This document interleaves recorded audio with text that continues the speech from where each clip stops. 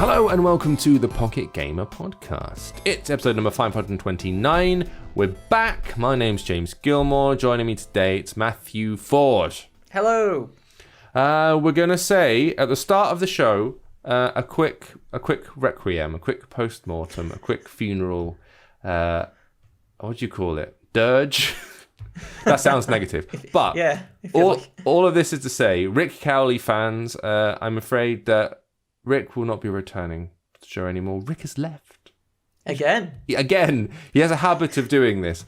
But we had a goodbye episode once. We can't do it again. I know. He's milking at this point. He'll be back again, don't worry. But yes, he has left PG and Pocket Gamer Biz, and he's headed off onto pastures new. You'll still find him over on Twitter and everything like that. But he wanted me to pass on his farewells, because this happened while we were doing the Pocket Gamer Connects conference stuff, so we didn't have a show that week, and it would have been the kind of farewell week. But he had to go. So he sends his love. And all of his best, and we will of course miss him until he, comes back in 6 months. We know how he works. But Matthew's still here. You're stuck with me and Matthew, so deal with it. Yeah, we apologise in advance. I apologise for nothing. Suck it up, losers. So we didn't have a show last week, so apologies for that. But as we mentioned before, Pocket Gamer Connects Digital, another great week full of loads of stuff, incredibly stressful. 3 tracks at any given time. We might just do 2 tracks next show, because having to manage 3 different digital rooms of talks going on simultaneously was challenging. I bet. But record numbers and all that good stuff to hear. So and videos will be up on Pocket Gamer Biz if you want to learn about making games and games business and releasing games in China and all every aspect of it. It'll all be up there, so you can go and check it out. We won't be talking about that this week though, because we've got a fortnight's worth of gaming news to cover. And while we were occupied in our own little sphere, everything else went mental. Next generation consoles were announced, and then pre-orders were suddenly opened by surprise, and nobody got any, and then they were planned and they were opened, and then nobody got any because the sites crashed, and then we expected new releases of exciting new exclusive games, and there weren't any. And then Amazon was like, we do games now as well. You've heard of Stadia? Welcome to Luna. It's going nuts. It's all happening. So we'll be talking about a bit of that Luna business. We'll be talking about Blackpink coming to PUBG. That's the whole story, really. I've done it there. And maybe a bit of Nier Reincarnation coming to the West. That's exciting stuff. Plus, new releases from the past couple of weeks, including the likes of Rip Them Off. We've got a bit of Ord. We'll bring you Songbringer, Rowdy City Wrestling, and maybe even a bit of that Harry Potter game if we can bring ourselves to discuss it.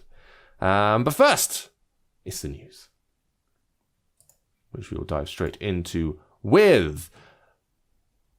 We are known for taking a little pop at Stadia on this podcast, in a good-hearted, friendly sort of way. In a kick 'em great all the way idea down sort of thing. Yeah, great idea, where are the games kind of way. And then, of course, Project X Cloud, which becomes the basically bundled in with the Game Pass and everything that's happening with all the next-gen stuff. Like, hey, Microsoft's acquired Bethesda. That's kind of an enormous deal. And that then gets bundled into the Game Pass, which you can play on your mobile devices if you've got an Android. So you can play Skyrim on your phone now for free as part of a subscription. This is the new world in which we live. So now Stadia seems a little bit antiquated before it's even really started. Coming up to a year as well. Is it that long? Yeah, November it'll be. My God. Well, to further pile dust onto the Stadia controller that's sitting in the corner of your room not being used, Amazon has waded into the fray with its own cloud gaming service. This one's called Luna. And it's the same deal, really. They're selling it on the basis of, like, pay a subscription, here's a controller, you can play it on your smart TV, you can play it on your laptop, you can play it on your mobile, your tablet, and all that. So the same principles apply. The difference here seems to be the amount of stuff that they're offering versus Stadia, doesn't it? On day one especially, yeah, it's very impressive in comparison to that. I still think, obviously, xCloud has the upper hand, but it's still... It's basically, they've got an introductory price now of $5.99 a month, which itself is a good price, better than Stadia. Yep. And then they've got 4K 60 frames per second resolution for select titles, and the titles at hand are pretty good. I mean, they're all old, in gaming world old. As in, like, they've been out some time already, but not every plays every game, so therefore they will be new to some people. The interesting thing is that you actually subscribe to certain channels under Luna, as opposed to like one big subscription. Yeah, so it's Luna Plus. It's how Amazon does their service with video streaming. So you subscribe to Amazon Prime for a monthly fee to watch their Amazon Prime stuff. But then within that, you can subscribe to Shudder, or you can subscribe to MGM, or to Arrow Video, or you can buy certain individual subscriptions under that umbrella. In this case, they're talking about the ability to pay Ubisoft games. So you'd buy a separate Ubisoft subscription within your base thing. But the base for £5.99, $5.99 sub includes things like Control. They recently released a very good Remedy game. And they've got the stuff listed includes things like The Surge 2. You've got Grid, Resident Evil 7, Abzu, Brothers: Tale of Two Sons. All of which I think are just like, yeah, we've seen this stuff. In the little picture, you can see images of like Sexy Brutale, which is quite an interesting little game. Tacoma, Metro Last Light. These are popping up on the screen. So they haven't done the full announcement list, but even then, they're releasing with over 100 games, which has already trounced Stadia. Yes. Which has, in terms of what's included within the subscription, it was like 12 or something when it launched. Yeah, and the difference is that you had the subscription you subscribe to, of course, that's what you do with subscriptions, and then you had to purchase the games on top of that. Yeah, you had to buy 40 quid. As opposed to quid. This is just like one payment and that's it. So one thing I'd like to give a shout out to that I actually really like is the controller. Yeah, it's fine. It's just looks it's just another Xbox controller. It's not. It's a Switch Pro controller. It's identical to it. But a Switch Pro controller is itself an Xbox controller. It's the same kind of. Not really. Yes, it is. It's got the analog sticks at that disjointed angle, which is always the wall between Xbox and PS4. Do you want your analog sticks on the same plane next to each other? Do you want one up and one down? It's got a little D-pad. It's got 4 buttons in the top face. It's the same controller. I think it's a different color. But... It's not even a different color. It's still grey. Purple. It's got purple bits in it. These are all the same controllers. I've got no idea why people give a toss. Like the Stadia one as well. It's just an Xbox controller. It's just orange and white. Fundamentally, functionally, they've got all the same buttons on them in the same place. Yeah. If you thought of a controller, that is literally what this one looks like. It's very generic. Until you go back to things like, I guess the GameCube had a slightly weird one because of the way the buttons were placed. But really, you have to go back to something like the... Yeah, you have to go to the Wii, and you have to go to specifically the N64. For a genuine three-handed aliens with a thing in the middle, for a genuine shake-up of, okay, that's a unique controller. Yes. That doesn't play like the other ones does. No. From this point onwards, they're all just exactly the same thing, but we'll move this a nanometer to the left and make it bullet grey instead of gunmetal grey. This is the same crap. Sorry, I'm being dismissive, but it is. It's just another bloody controller. Cool, good. I like the Xbox controller as well, Matthew. That's what all these are. It's a good controller. That's why they're all copying it. But the thing that makes this much more interesting or much more promising than something like Stadia is people are already bought into the Amazon ecosystem. That's what makes this interesting. People are already subscribed to Amazon Prime for their purchases. They're already subscribed to Amazon Prime for watching all their video stuff. And all that's going to happen is in the same menus, in the same place, in the same system that you already use, an extra little thing will pop up and be like, do you want to play the games? Bloop, subscribe. And that makes the accessibility of it, or the likelihood for you to go, yeah, all right, I'll give it a go. That much higher, so much higher. If they were really, really smart, this would just be bundled in with Prime. Yes, I see no reason, other than obviously it's expensive. That's why there's a reason. Or as an add-on, yeah. Yeah, but as you've probably noticed, if you looked at any of the numbers, the amount of money that Amazon's made over the past 6 months due to the corona, the spike, the acquisition of the number of billions they've gone up in market value is ridiculous. So they could just bundle this in. Or as you say, maybe you pay £1, £2 more a month to get this. That's your top up to get all the game stuff. That would be huge. If you want to really genuinely push this in front of everybody and have everybody playing it, that's the way that you do it. Get that bundled in, and then everyone will just have it, and they'll get involved. which is exactly what Microsoft has kind of done with this Game Pass stuff. They've made the Game Pass too good not to have by going, oh, we've got all the stuff included. Hey, EA, the EA Game Pass is now included in the Game Pass. You're like, that's incredible. I've got all the EA games now. And it's like, and we've just bought Bethesda. Yeah. So clearly all their stuff's going to come in as well. Like, this is insane. Like, that's such a like value prospect. No better deal How in could gaming. I not? Yeah, I'm losing money by not subscribing to this service. Like, they've made it so attractive that you kind of can't not have it. And that's what you need to do. Just make it attractive. And then go, oh, and by the way, just download the Xbox app and play it on your, not yellow, because I didn't buy this. This is a company phone. Ugly.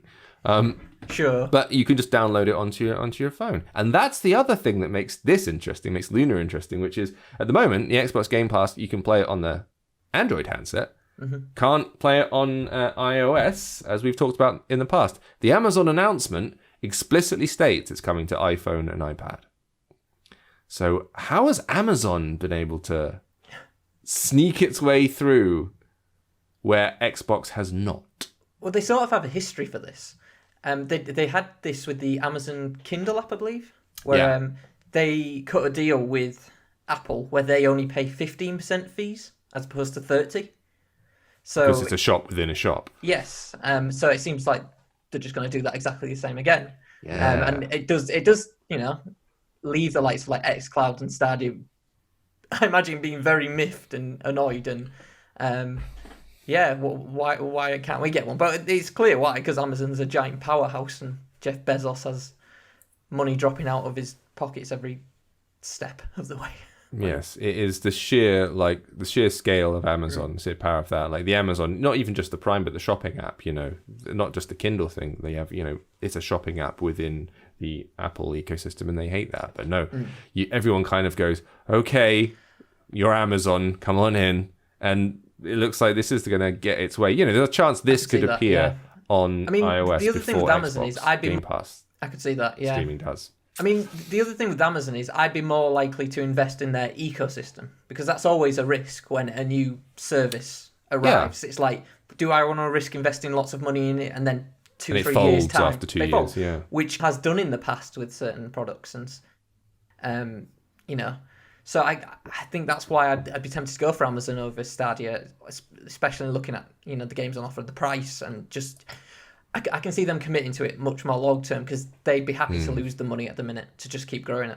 The monolithic power that is Amazon. They'll have their own. This controller you're talking about is Alexa enabled because of course it is, and it connects directly to the Wi-Fi for uninterrupted lower latency gaming.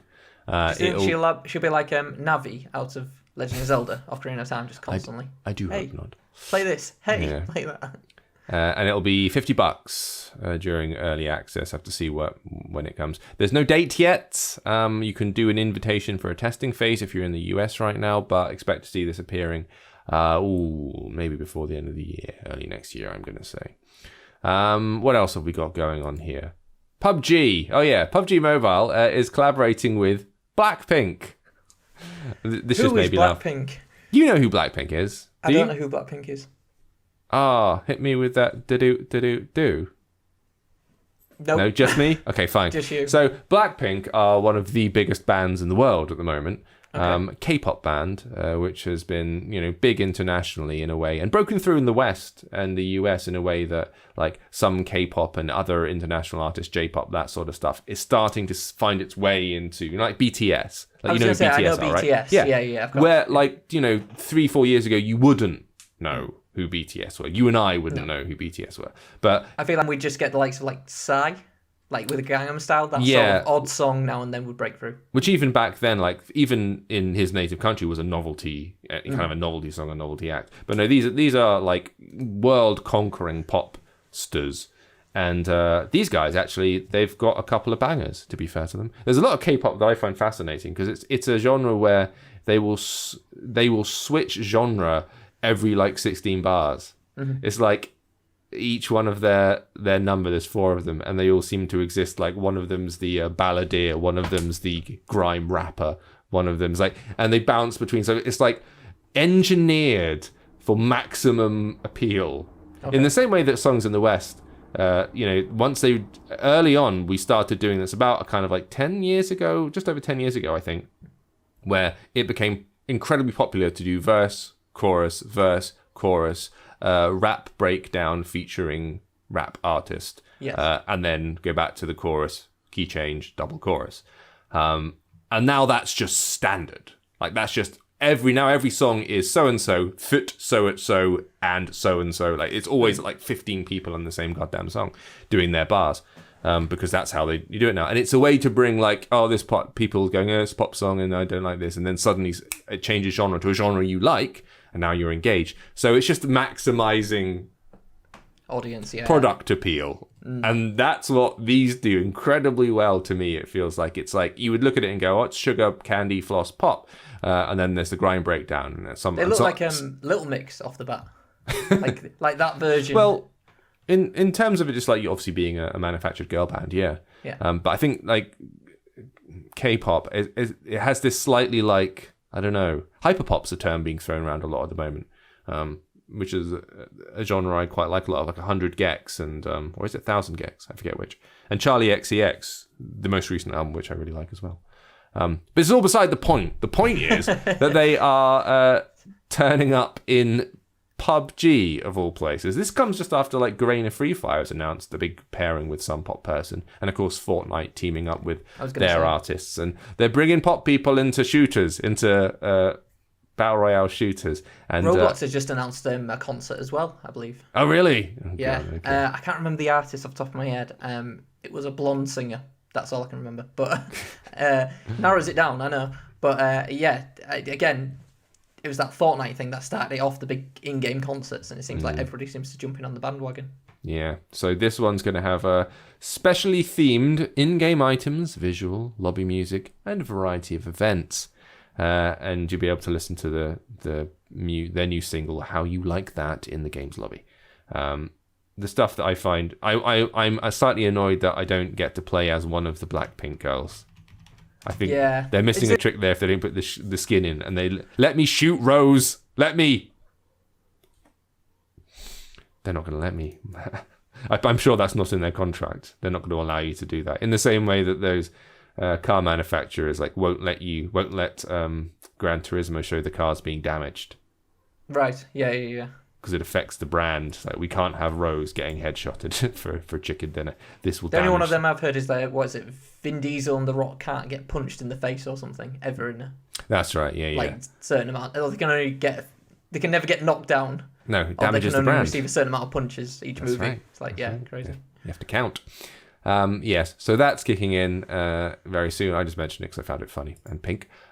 In slightly more fun news, Nier Reincarnation is available to pre-register. So this is happening in Japan at the moment. We talked about the reveal of the game, which actually looked, as we said, like much more 3D and like a traditional Nier game than we expected for mobile, but fair play. And we were wondering, will it ever come over here? What's going to happen with it? So what we now have discovered is that the pre-registration's opening for both platforms in Japan, and it will be coming to the West.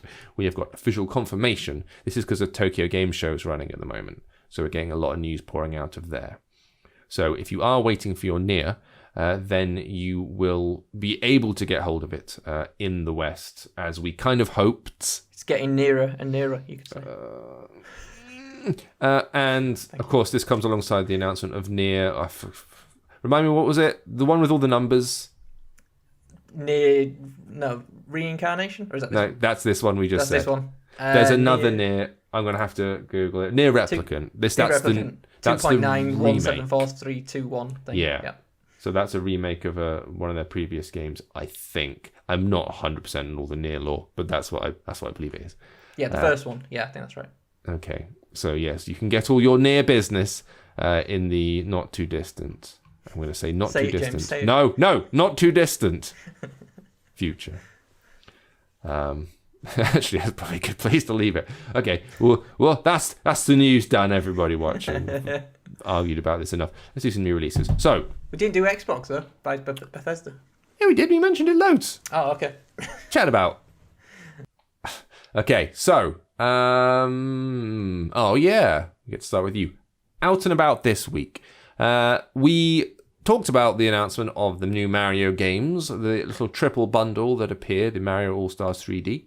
And Rick was downloading it as we were literally conducting the last podcast. It's been a fortnight. Obviously, the most Nintendo boy I know, Matthew Ford, has been playing away for the past fortnight. What are our feelings on this? Has Nintendo done as good a job as they did with the original Mario All-Stars?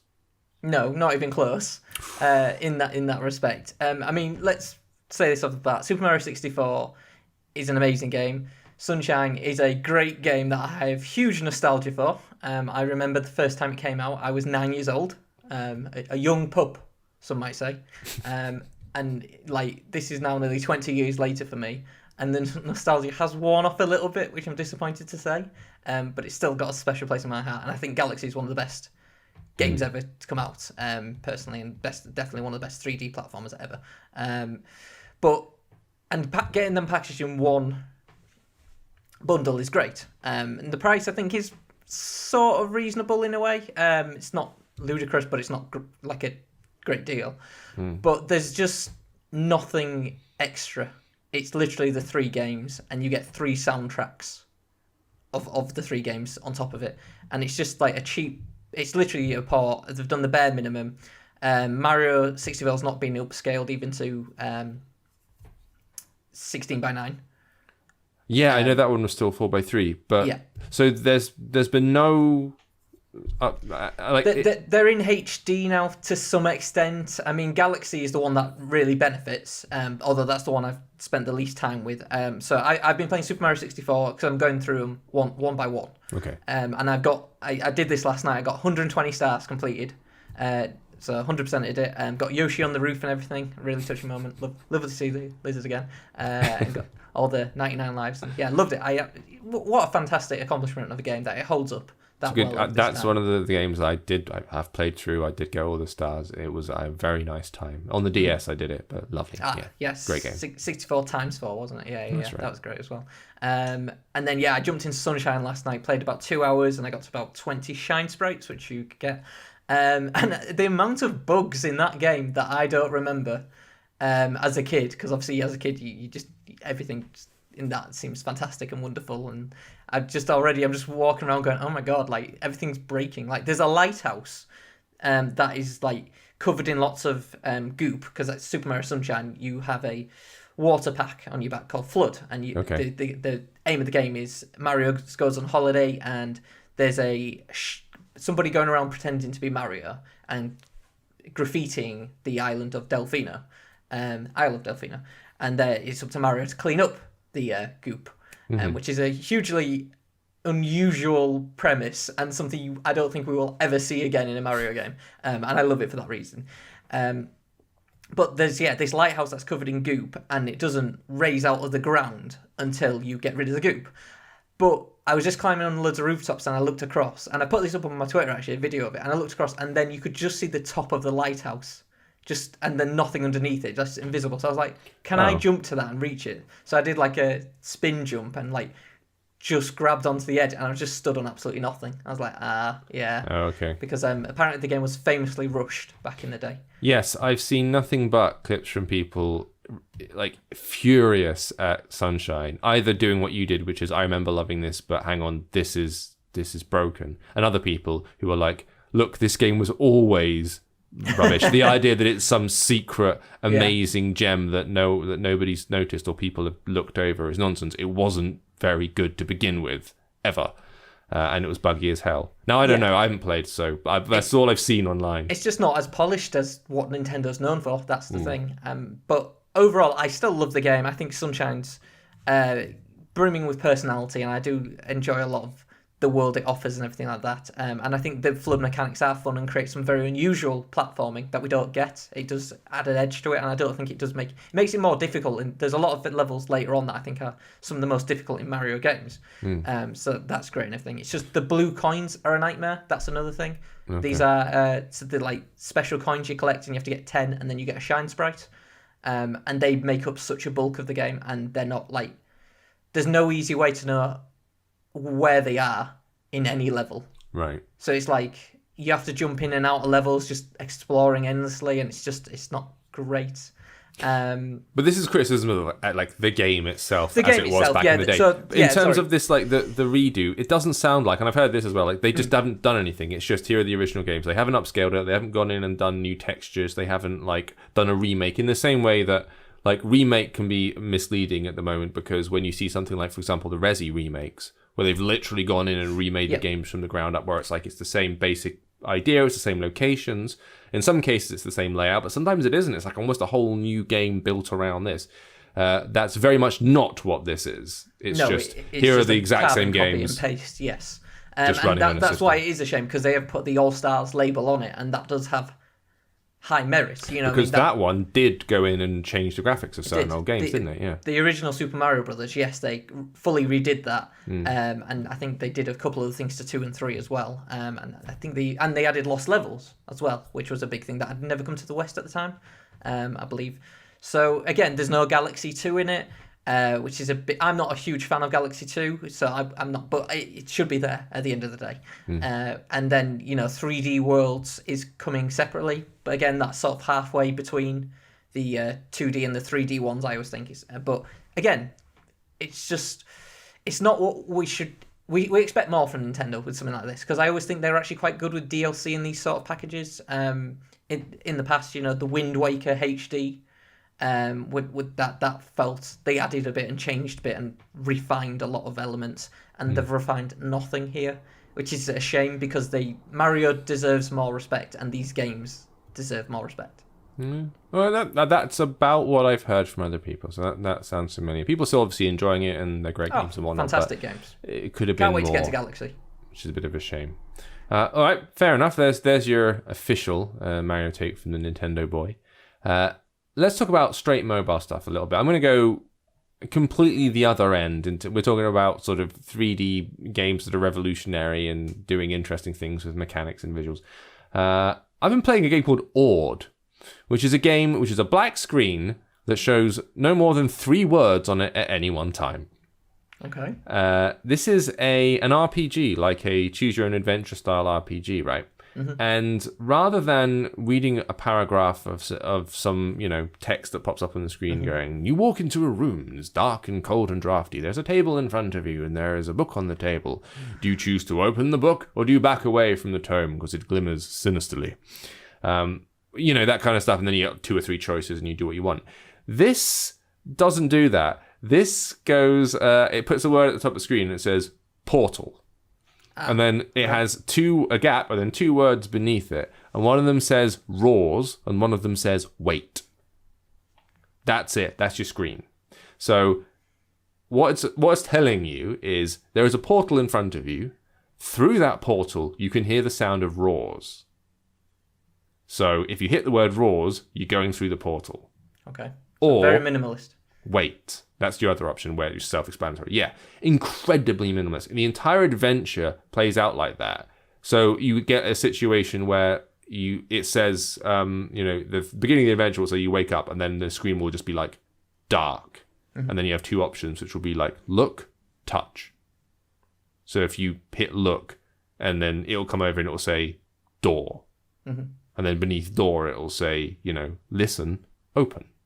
So it's relying heavily on your imagination. Massively so, which is kind of why I like it. It is boiling the idea of a text adventure down to its absolute bare essentials, and then forcing you to picture stuff and do a little bit more work than usually you have to do. The whole thing with video games and any kind of visual medium is often the weight is taken off of your imagination, because all you need to do is sit down and go blah, and the screen shows you everything.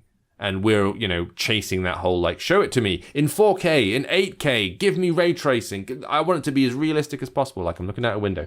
And this is going way back to nope, we're going to give you 1 word, and you have to paint a picture in your brain of what this room looks like and where you are and what you're doing. I like doing that. I am an RPG person. I like playing actual tabletop RPGs and stuff like that, and that's what you do there. And the nice thing about this is it fits the mobile form so quickly, because you can go through the adventure so fast, because you're just given 1 word and you okay, right, make a decision. Next word, right, door. Okay, next, make a decision. You're not wading through paragraphs and paragraphs of possibly not very good, possibly overwritten text or hack kind of fantasy stuff. You're just given these absolute bare essentials, and you can power through. And they all play out differently. You get 4 adventures at the beginning where you have like 4 different words describing different scenarios. And then you go through them, and you can play through them all. And you die a lot. Like, you very easy to die in this, and you have to go back through again and find different routes and all that kind of stuff. Is there an actual time limit on your responses, or is this something you're just putting on yourself? You put it on yourself. Like, no, I haven't encountered any. I've stopped and waited, and the game's never got shirty with me. But it's just that after a while, you find yourself doing it quite rhythmically, and you play it quite quickly. In the same way that you play something like Reigns, Your Majesty, where, you know, a short sentence, and you're like, swipe left, swipe right. After a while, that becomes quite... You pass the information quite quickly. You're like, yep, nope, nope. And again, that's why you can like bust through an entire adventure where you die and encounter all this different stuff in the space of like 120 seconds. And I find that fascinating. And I love the idea of I've always liked the theatre of the mind. I like the idea of making you work a little bit, and that can actually be more effective at times. If you are a person who just wants all their stuff to be in 4K with ray tracing, as previously discussed, and maybe doesn't like reading anything, then, or maybe just doesn't have a visual imagination. I don't mean to frame it like it's a weakness or anything, because it's not. Some people just interact with things differently. I have a fairly visual imagination, so if you tell me a word, I'll picture it. Yeah. Be a good way to escape during these days as well. Just, you know, headphones in, just, you know, getting into that world. Your world, whatever you create, yeah. So I think it's really interesting. It's called Ord, O-R-D. It was previously available on Steam, and it's out right now on mobile. It's a premium game. I think it's about $1.99 or something like that. Not too expensive, but certainly worth looking at, I think. Let's bounce back to you. You've been playing a bit of that Potter Match 3 puzzler thing, right? Yeah, Harry Potter Puzzles and Spells from Zynga. It's on the Zynga, yeah. All right. Is it a Zynga game? It is a Zynga game, yeah, as what you'd expect. It's not for me. I don't know I don't know. It's one of those questions. Am I the audience for it? Because Match 3 games, I really don't think I'm the audience. I don't think my age range is normally the audience for these sort of games. They typically skew a little older, I feel like.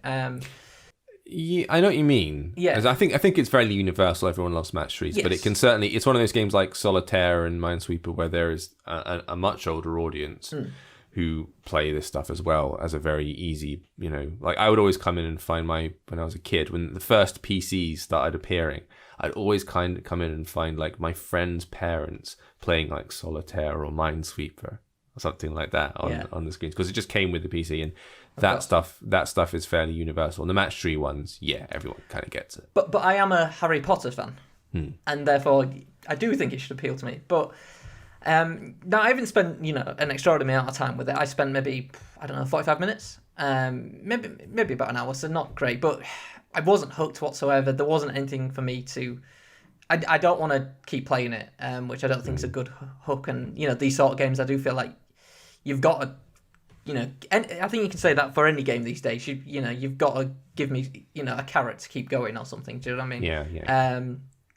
So it's just a standard Match 3 game, but how it works is, you're swiping. They're like gems. So you're matching gems together, and then you can conduct spells that'll be done automatically from the Harry Potter series. And then there's a light story in the background, which seems to be literally the ones from the movies. And they have these like nice looking sort of templates, and it's presented quite nicely for a Match 3 game. And then you're just working your way through it step by step, from the Dursleys up to platform 9 3/4 to Hogwarts and so on. I liked the. It's a Match 3 puzzler, is what you're saying. It is. I liked the customization. I'll admit that. You come in, you pick your house, Ravenclaw, of course, and then your wands, and then you can go into quite a bit of customization with your character. So nothing out of the ordinary, but your hair, your face, and cloaks and everything in the background, which was cool. I also thought this was cool, which is a bit more unusual. That a couple of games have been doing it recently, but I noticed it. So your default character is actually a person of colour, which I was like, that's interesting. That because for years it's always been, it's the defaults generic to- white guy straight away. yeah. And the Tony Hawk game did that recently, the Pro Skater, where it was like, and it's just an interesting shift, and I think that's a good, you know what I mean. It was like, I have to actually think about this to swap my, you know what I mean, as opposed to just going the generic white guy and everything. So I thought that was just an interesting tidbit. We are obviously programmed to be the white guy with the scruffy beard, the guy on the front cover of every Call of Duty, that guy who is the default protagonist of reality. Yeah. So yes, I agree with all that, but I've always loved any option for customization whatsoever. Weirdly, the more the better. I used to sit on I fired up Mass Effect Andromeda, right, which I didn't complete, and obviously I thought was a bit of a shambles compared to my beloved Mass Effect series, because all this talk of Mass Effect remasters happening in October, finally. Hope so. And the only remaster I care about, to keep you bloody Mario. And I mostly fired up Andromeda just so I could make a new character. Okay. I really like character creation screens. That's fair. I've said before that I've played games for like a couple of hours and gone, nope, I made the wrong character. Going back to the beginning. That. Yeah, because I did that with Fallout. I remember. I love it. I love all the customization options in the building and the creating the individual thing and it informs the character itself and like all that stuff. So yes, when you are strictly limited as you are in so many things to just like one gender, one ethnicity, even just like height, one body shape, one any of it, like the idea of broadening this stuff is because it's a much more interesting landscape. It's an obvious thing, which is just like if you introduced like the whole diversity for diversity's sake, and everyone gets very frustrated about this kind of conversation. And it's because it's sometimes framed in a weird way that makes it seem, I think, aggressive or attacking or confrontational, or people react as if they're being attacked, which they're not. No, it just needs to be made normal. Just because they look like me, so they get all offended about, because we're saying being white's bad. It's a terrible conversation. People do it badly, but basically, a plurality of voices means more variety, means more interesting stories, means more chance to be surprised by a scenario or a situation because it's come from the experience of someone else who was a very different experience to you, and then they'll tell a story and you'll be like, damn, I have not heard that before.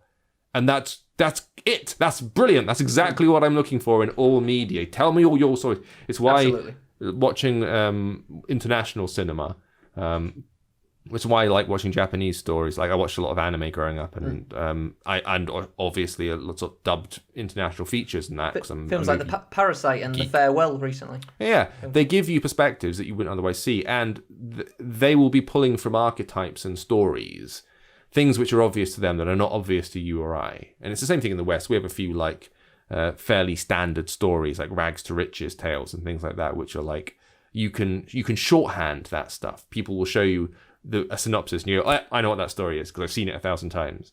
And all other cultures have those stories as well, and they're different. And so when you see them, you're like, huh?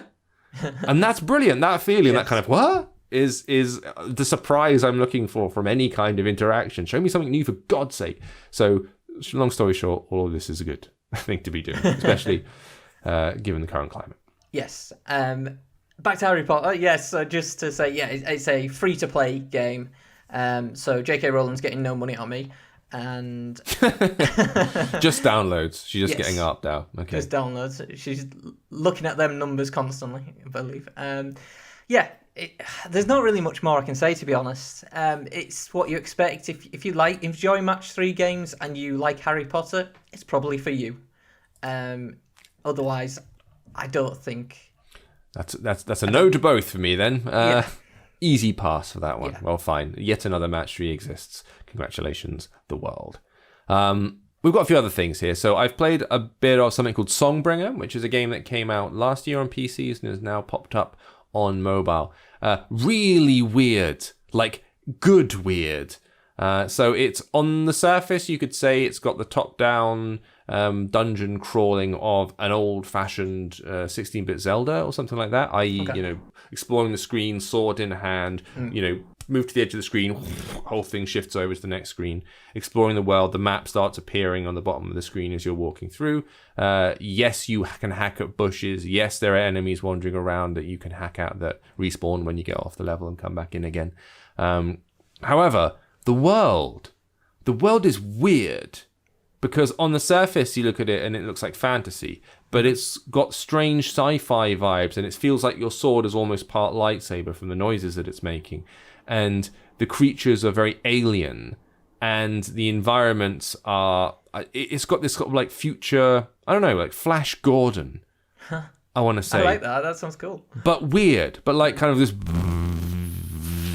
kind of... The whole thing has this background thrum to it, and there's lots of sparkly glittery stuff, and you've got a little companion which is like your Navi kind of thing, but it's I think it looks like a drone, like that accompaniment character you get in Destiny. I forget what they're called now, little flying buggers who talk to you, that used to be Peter Dinklage. So it's like a mashup of lots of different culture so it's got a lot of tropes in it, but it's procedurally generated, so every time you wander into restarting the game, it's different. It's challenging, but it's, I don't know, for me it's the world that makes it interesting, because you're crawling through dungeons, there are shops where you can buy things from, you're collecting objects and using them to access other bits of the map, and it's got a lot of that familiar stuff. But the visuals almost have a more Capybara Games vibe to it. I'm going to go back to Super Brothers Sword and Sorcery again, where it's halfway between that and that pinky turquoise, oh god, top-down game that everybody loved for a while and has now got a Netflix series. Not Grindstone. Super Light Drifter? Super something Drifter? Super Light Driver. Something, whatever it is. Yeah. That game. It's like halfway between that and a Capybara game and a Zelda thing. But just the world, the atmosphere of it is very unusual and very like prominent in a way that I wasn't expecting. I quite like being in it. I've only done about an hour or two. I'm going to go back to it. But yeah, I would say have a look at that. Swordbringer is the name. I think it's about $4.99. It's not super cheap, but it was $20 on PC, so it's a lot cheaper than it is there. Controls feel fine because it's not necessarily requiring like pinpoint accuracy or light speed reaction, so you think you're okay with it. But go and give it a look. It's really interesting. I'll probably do a video. What else have we got? Okay, so we talked about the unfinished one. There's a video of that going up, by the way, at some point, I believe. Rip Them Off came out, which is something that we talked about on Launchpad. I like the look of this. It's not coming to Android though, I saw. Yeah, just iOS. But this is a sort of tower defense game crossed with a Art Deco capitalist satire, I suppose, would be the logline. Right. Where you, instead of setting up like towers or turrets to destroy enemies, instead you're setting up shops to distract consumers. So you need to set up shops at different points along a street, and then all these folks are just wandering backwards and forwards. And the idea is if you've established a shop, they'll go into the shop and stay there for a bit and then go out satisfied. And that's the alternative to killing with a turret. And of course, as the crowds start to pour in, if you haven't got enough shops to distract them, they're going to wander off the edge of the screen and then game over. But clearly it's doing it's not too subtle, but nicely done, sort of satirical. This is all about the way that we kill you with consumerism. And the other thing is it's all done with symbols and glyphs. It's quite tough to get to grips with at first because there's no it's not like text instructions. It's showing you like this symbol means this in this store with this character, go. And it's just images. And so it's real trial and error and working out like what that symbol means and what that shop actually does and how it interacts with the character and everything. So it takes a little bit of work, but it's very nicely presented. And we got it for the stream and we played a bit of it since. Interesting. I'm going to play more of this to actually make total sense of it. But currently out right now on iOS only, if you fancied giving that a bit of a look. I also played the latest thing from Colin Lane. Colin Lane, who was known for, the thing that got him known was wrestling. Okay, yeah. And he's done a lot of wrestling games since. And his latest is called Rowdy City Wrestling. And this is I guess, sequel, spin-off from Rowdy Wrestling, which came out. And it's the similar formula, which is a very sort of simple physics-based games in which you take control of your wrestlers, and it's literally just jump and attack. Those are your only two options, left and right. Super simple. The original wrestling game was really all over the place, real rubber band, bouncy ball, weebles going all over the place, and you could spin and smash somebody off of the screen and they fly down 20 seconds later, and really goofy. it's gotten less goofy over time and more like, and it's by no means a serious wrestling game, but it's got proper wrestling moves in it. So by doing various combinations of your attack and jump. So if you attack, you'll just punch. If you walk over someone when they're knocked out and press attack, you pick them up, and then you can attack again to throw, or you can push attack in back and you'll kind of suplex them. And if you press attack when you're in midair, you'll do the kind of two-footed flying kick. But the similar principles apply in terms of they start throwing loads of wrestlers at you. You end up with big matches full of tag teams of loads of people. And suddenly everybody's bouncing all over the place and it's chaos. So it's still got that physics stuff in, but it's got more metagame as well. So you go back and you start off in a wrestling gym and you can go and buy power-ups for the next game if you want to. You can spend money on training and improving your character, and you go and talk to your manager to arrange the next fight. So there's a layer sitting above it that wasn't there with his really early games. And it's still like fun in that silly way. It has these light RPG mechanics, but ultimately it's still a more pared down, slightly more grounded version of what he's always been doing. And that thing is still like oddly satisfying mixture of having to have some skill, but also embracing the fact that it's going to be chaos. Right, yeah. And so it rides a fine line with that. It sounds quite interesting, though, to be fair. I quite like these ones. I think they're fun, and they're free to download. It's iOS at the minute. Rowdy City Wrestling is the name of that one if you want to give it a go. There is a bunch of other stuff. Sword Shot came out, for example, which I haven't played, but one of our new writers who's turned up on PG, a girl called Jupiter Hadley, she's been playing this, and she's also going to start doing videos with us as well. So there's going to be a video of her playing this game, Sword Shot, appearing on the channel. And this is it's like a boss rush game, as in there are enemies sitting in the middle of the screen, and it's almost positioned like a shmup. So it's black screen, enemy floating around, and you're a sword at the bottom of the screen, firing stuff at this enemy, which is all very simple, apart from the fact that the enemy is surrounded by spinning objects. And you have to shoot so that you miss the object, so that it fires just in between, like a bullet going through a propeller blade on a hurricane. You sold that very well. Thank you. And if you hit one of the objects, that's like, I think that loses you energy. Okay. So every time you hit and you don't hit the main enemy, that's like you knocking down your bar till eventually game over. So you have to be pinpoint precision perfect with your timings on this. Like I quite like the stylings classic Atari game, something like that. Yeah, it does look like a proper old-fashioned Atari game, and apparently it's quite brutal. It looks brutal. But you can see a video of that going up soon. Sword Shot is the name of that one, and that's on iOS and Android too. There are a bunch of others that have been the past couple of weeks. Arachno Punk, I've got no idea what that is, but I know it's being reviewed at the moment.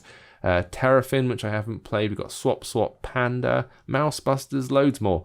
But I suggest you go and have a look at our new releases list, which we do on PG every week. And that has videos and a little write-up and information as well. Because we've run out of time. Boys and girls. So, thank you, everybody, for watching. Good to be back. Matt, good to talk to you again. Good to talk to you, as always. And we will catch up with you next week, as per usual, for another episode of the show. I should say. Go find some games, play them, have fun. We'll see you then. Bye-bye. Bye-bye.